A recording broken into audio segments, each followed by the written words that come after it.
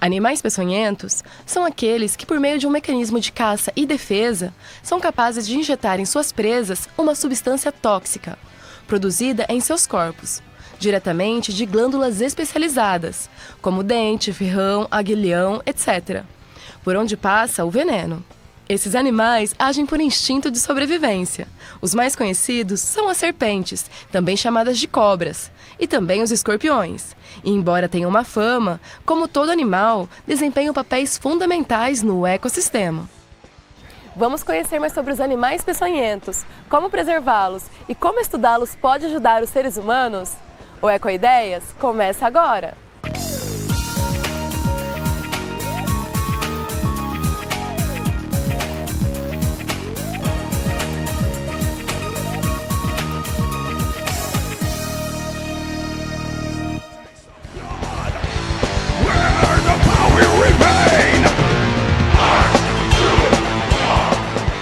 Viemos até Botucatu conhecer o CEVAP, o Centro de Estudos de Venenos e Animais Peçonhentos da Unesp, que realiza pesquisas com esses animais e também busca formas de preservá-los.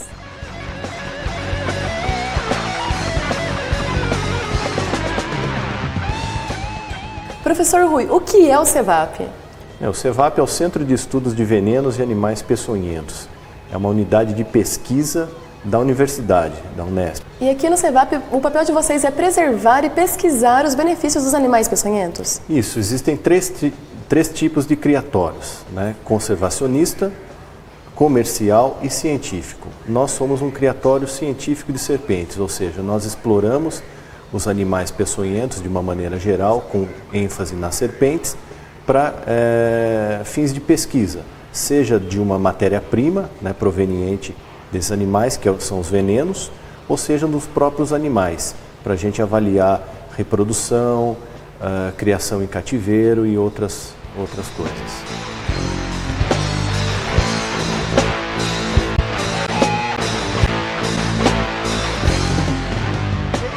Em relação à criação em cativeiro também e aos centros de preservação, né, zoológicos, serpentários, como que fica essa relação? Muitas pessoas às vezes têm preconceito contra os criadores, contra os zoológicos e na verdade eles também estão aí para a manutenção das espécies. Sim, hoje se não existissem os zoológicos, certamente muitas das espécies já estariam extintas, né? Então os zoológicos de maneira geral funcionam como um repositório que pode ser feito um trabalho de reposição à natureza de algumas espécies, se houver interesse.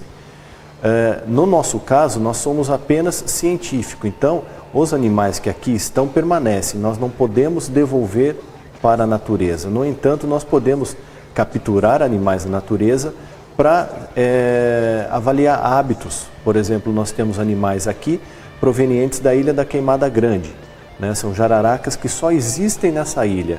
Então, nós avaliamos como é que seria uma possibilidade de reprodução desses animais em cativeiro. Em relação à função desses animais dentro do ecossistema, né? Qual o papel, por exemplo, de uma serpente dentro da natureza, de um escorpião, de uma aranha?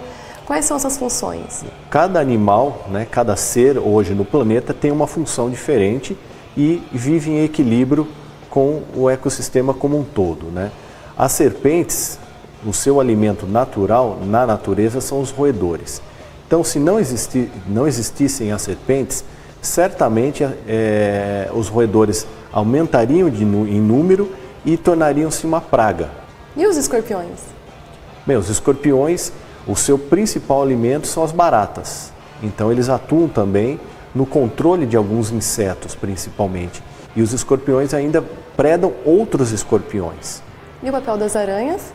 As aranhas, elas, não as peçonhentas, mas as aranhas de uma maneira geral, como a maioria das espécies, elas impedem que a população de insetos cresça de uma maneira exponencial.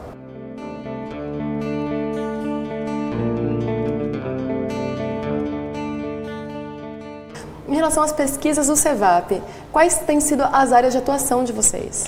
O nosso foco é uma pesquisa em cima de resolução de problemas, né, baseado em algo que a sociedade precisa. Então, o CEVAP, baseado nos venenos animais, a gente tenta encontrar moléculas candidatas para fabricação de novos fármacos. né? Um deles, que já encontra-se em testes em humanos, é o soro contra picadas de abelhas africanizadas. É um produto que não existe no mundo, não existe outro tipo de tratamento. Se você for picado por um número maciço de abelhas, você não vai ter um antídoto específico para isso. Nós aqui desenvolvemos esse produto e agora encontra-se em testes. Um outro produto é o selante de fibrina, que foi baseado no veneno de cascavel, que também está sendo utilizado para o tratamento de úlceras crônicas. Então é como se fosse uma pomada que você passa e a úlcera cicatriza mais rápido. Quais são os cuidados com esses animais? A gente tem um cuidado diferenciado com todos os nossos animais aqui no Cevap. Todos eles são microchipados e são observados diariamente.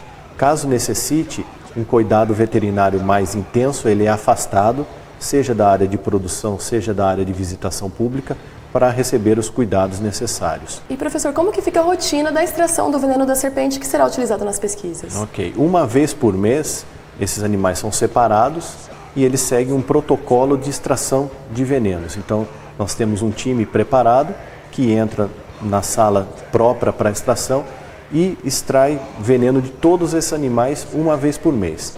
Após a extração, esse animal novamente ele é alimentado uma vez ao mês e ele fica no seu ambiente quietinho esperando o próximo manejo. Em relação à retirada do veneno, ele fica vulnerável depois que é retirado o veneno? Ok. A glândula de veneno, ela nada mais é do que uma glândula salivar modificada, que ao longo dos anos de evolução desses animais, se modificaram e se especializaram em produzir uma substância tóxica, que é utilizado para defesa ou alimentação do animal. Então, a gente pode perceber que a nossa saliva nunca acaba, a gente sempre está produzindo saliva. Da mesma forma é com essa glândula, ela sempre está produzindo veneno. É claro que algumas moléculas mais bem acabadas do ponto de vista biológico necessitam de um tempo maior para sua produção, né? No entanto, mesmo que um animal venha picar uma pessoa, ele pode vir a picar 2, 3 e causar um grande agravo.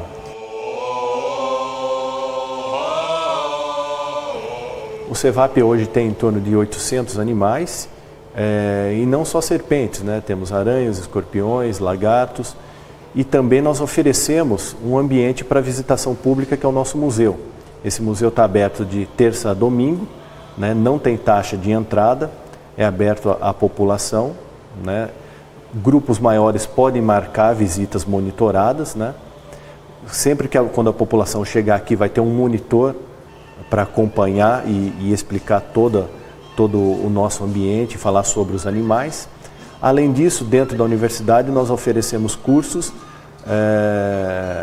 de extensão universitária, nós oferecemos estágios, nós oferecemos, temos um programa de pós-graduação. E aprimoramento profissional. Aprimoramento profissional. Temos alunos desde a iniciação científica júnior, que são aqueles alunos ainda no ensino fundamental, até alunos de pós-doutoramento. Depois do intervalo, a gente confere mais sobre as cobras brasileiras e também sobre os escorpiões. O Ecoideias volta já!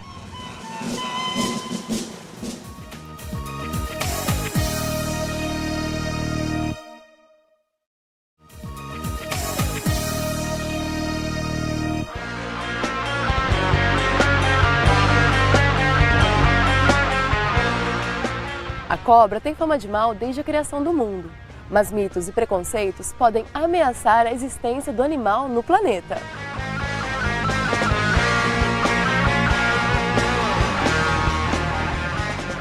André, quais são as principais características das cobras brasileiras? Patrícia, na verdade o termo correto não é cobra, é sim serpente. Cobras são apenas uma espécie, de naja, que a partir da descoberta dessa espécie, todas as outras parecidas com ela acabavam sendo chamadas de cobras. Então o termo correto é serpente. Então o pessoal que chama todo mundo de cobra, na verdade é só a naja, né? Isso, na verdade, acaba chamando porque é o termo mais comum, mais popular. Mas o correto seria serpente mesmo. Então quais seriam as características das serpentes brasileiras? Então, no geral, as serpentes elas têm como característica o corpo alongado, o corpo recoberto por escamas e a ausência de membros locomotores. Isso no geral. O Brasil ele é extremamente rico em espécies, tem aproximadamente 11% da fauna mundial de espécies. Então é difícil a gente definir um padrão de características aqui do Brasil. Então a gente tem desde espécies muito pequenas, com cerca de 20 centímetros, 25 centímetros, até aquelas que podem chegar a 8 metros. Então não tem um padrão definido de características de espécies aqui do Brasil.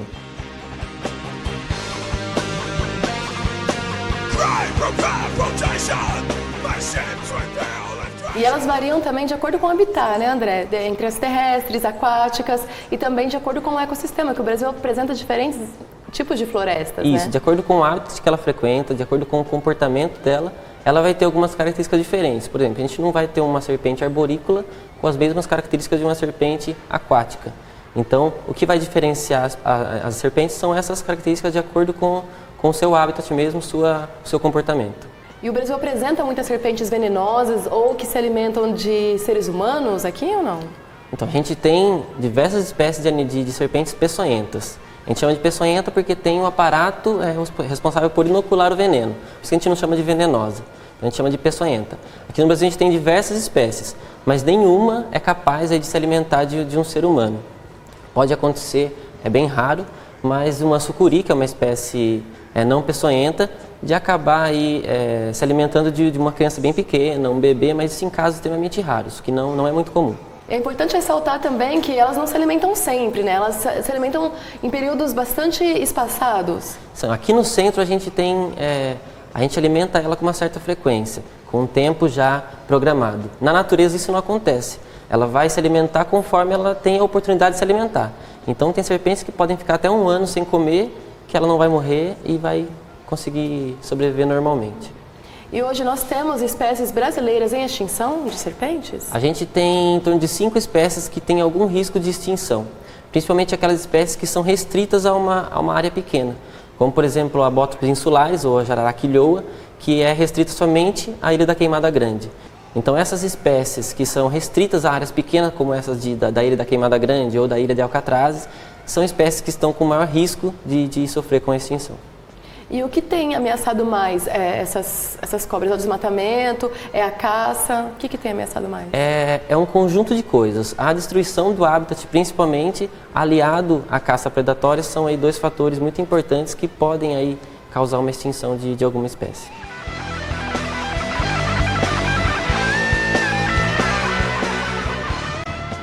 A gente falou bastante de serpentes, né, André? Mas em relação aos escorpiões, que também é um dos animais que vocês cuidam aqui.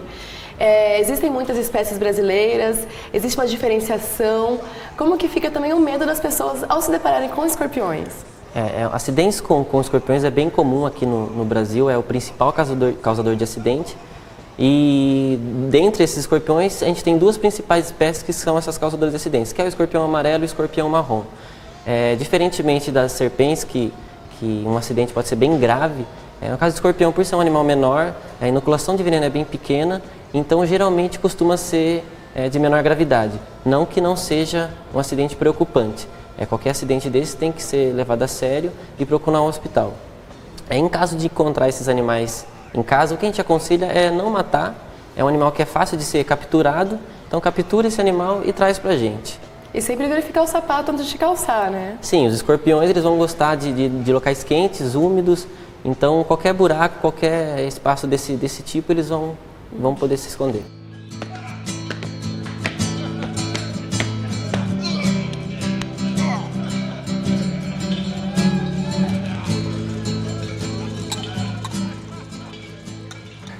Então, eu sou biólogo, eu faço aprimoramento profissional aqui no CEVAP, em animais peçonhentos. É uma área que não tem tanta procura por trabalhar com cobras, com animais que as pessoas normalmente não gostam. Aqui a gente trabalha, tem um foco de educação ambiental, onde a gente disponibiliza animais para as pessoas pegarem, tirar esse medo. E também a gente tem o nosso plantel interno, onde a gente realiza extrações de veneno com o objetivo de pesquisa. Desde antigamente, as serpentes elas são mal vistas pela população, pela Bíblia, por ela trazer as serpentes como um animal mal visto, um animal peçonhento que só traz mal para a sociedade. Então o cinema ele acabou pegando essa ideia de que as serpentes trazem mal para a sociedade e acabou transformando elas em vilões. Mas não que necessariamente elas sejam, elas até possuem um bem para a sociedade, no caso de pesquisas com veneno. Você sabia que com o veneno da cobra é possível curar muitas doenças? E o que fazer quando se deparar com um animal peçonhento? Não sai daí que o Ecoideias volta já!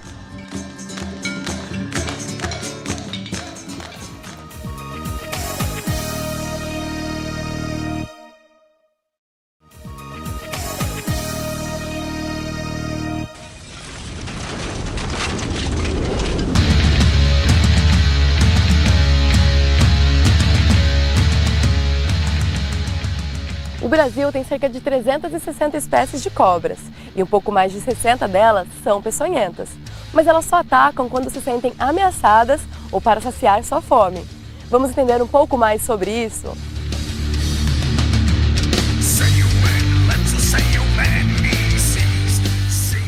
Lígia, como que o trabalho do CEVAP tem ajudado a preservar os animais peçonhentos? Então, Patrícia, principalmente em duas frentes a gente tem trabalhado na preservação dos animais peçonhentos. A primeira é aqui com o museu. A gente faz um trabalho de educação ambiental em que as pessoas, toda a população pode vir visitar esse museu, conhecer um pouco de cada animal e saber das particularidades dele, e aí perder um pouco esse medo, esse misticismo, porque a gente geralmente tem medo daquilo que a gente não conhece. Então, passando a conhecer as serpentes, as pessoas quebram um pouco dos seus paradigmas e, espero, saem daqui com menos medo delas. Ao final da visita, a gente também permite que o visitante toque alguns dos nossos animais. No caso, as cobras do milho, que a gente vem acostumando já com esse manejo com pessoas há muito tempo. Então, eles podem, inclusive, segurar esse animal, tirar fotos, sentir que, na verdade, não é algo assustador, é um animal como outro qualquer, com suas particularidades, claro, mas que não é o próprio demônio, como algumas pessoas têm medo, acreditam. E esse trabalho de preservação, ele também ele visa a educação em relação a esses animais. Exatamente, porque a partir do momento em que a pessoa tem mais informações, ela passa a sentir menos medo, ela vê que não é tudo aquilo que ela pensava. Porque quanto menos informação a gente tem, mais a gente cria. Então, nossa, é um animal que vai me perseguir no sono, nossa, é um animal que mama e sacode o guiso para distrair o bebê. Tudo isso é mentira, são lendas populares que não tem nada a ver com a realidade. A partir do momento que elas conhecem, acredito que elas tenham menos medo. E a nossa outro modo de trabalhar com a conservação dos animais peçonhentos é acolhendo esses animais. Quando qualquer pessoa da população encontra um animal peçonhento, seja na sua casa, na empresa, etc., ela pode, ou se ela tiver conhecimento e equipamento para tal, ela pode recolher esse animal em um recipiente plástico com furos, limpo, e trazer para a gente. A gente recebe esses animais. Ou se ela não tivesse conhecimento, se ela não tivesse segurança, não tem problema. Pode ou chamar os bombeiros ou a vigilância ambiental, que eles fazem essa coleta desse animal e trazem para a gente também.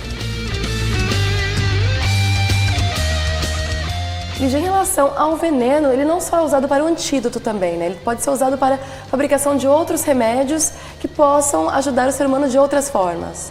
Exatamente, Patrícia. Um dos primeiros a ser descoberto foi o enalapril, que ele, na verdade, é um remédio bem conhecido para a regulagem da pressão sanguínea, para poder equilibrar a pressão sanguínea. Então, geralmente, pessoas que têm problemas com a pressão arterial ingerem esse medicamento sem saber que, na verdade, ele é originário de um peptídeo, do veneno de jararaca.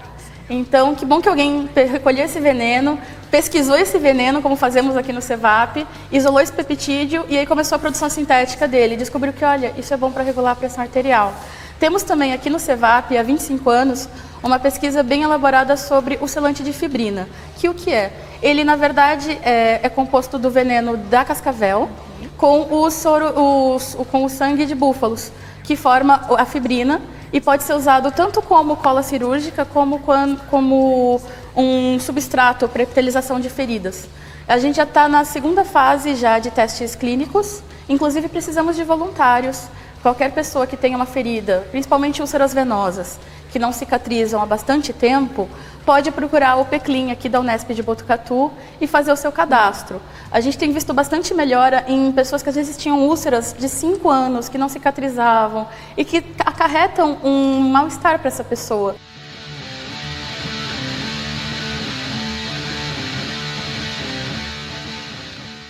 E hoje em dia, o que mais prejudica os animais? Assim, é o medo das pessoas que acabam encontrando com eles, se deparando, matando-os.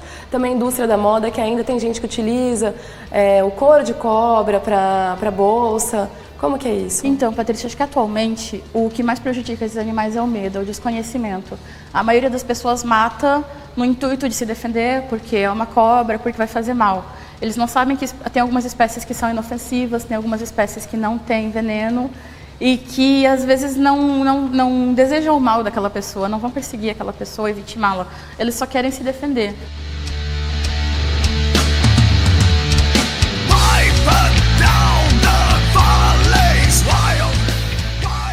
Eu sei que você já falou um pouco sobre isso, quando você depara com uma cobra, tentar recolher ou chamar o bombeiro. Isso. Mas como que fica aquele lance, por exemplo, de quem de repente tem uma propriedade rural que sempre é visitado por cobras?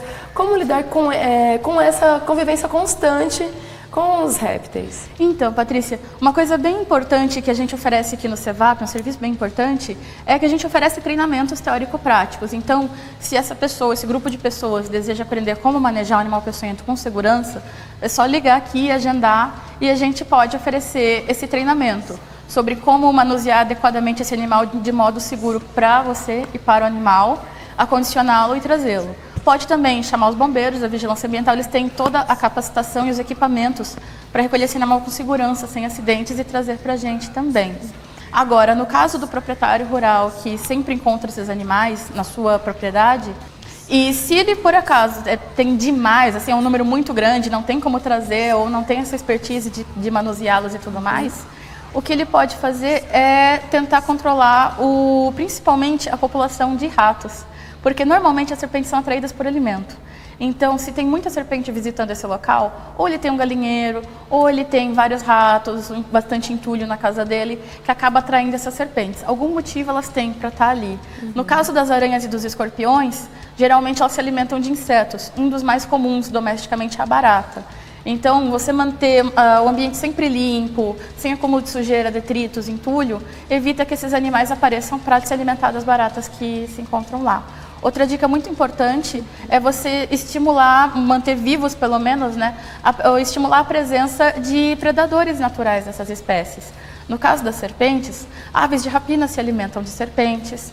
Inclusive, a própria coral verdadeira se alimenta de serpentes, você acredita? Nossa. Pouca gente sabe disso. Ela geralmente não ataca pessoas para vitimá-las nem nada, ela se alimenta de outras serpentes, principalmente. Então, ela tem um papel muito importante no equilíbrio de outras serpentes peçonhentas, o equilíbrio do número delas na natureza.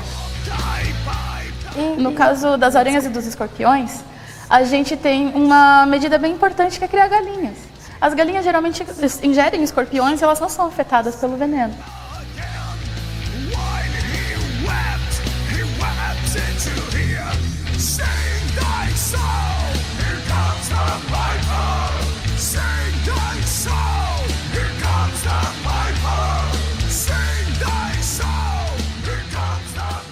E agora a gente tem uma dica bem legal para aqueles aventureiros que às vezes podem se deparar com animais peçonhentos durante trilhas. Minha melhor indicação é fazer a volta ou esperar ela passar. Você está visitando o espaço do animal, acho que todo trilheiro tem essa noção, né, de que ele na verdade está visitando a casa do animal. Então é interessante ele respeitar o espaço dele. Ele vai passar e tudo vai ficar bem, ele não vai perseguir ninguém. E com essa dica, o Ecoideias fica por aqui. E para saber mais sobre ecologia, acesse o nosso site. É www.tv.unesp.br/ecoideias. E nós também estamos no Facebook. É /Ecoideias TV Unesp. Dê o seu like. Até o nosso próximo programa.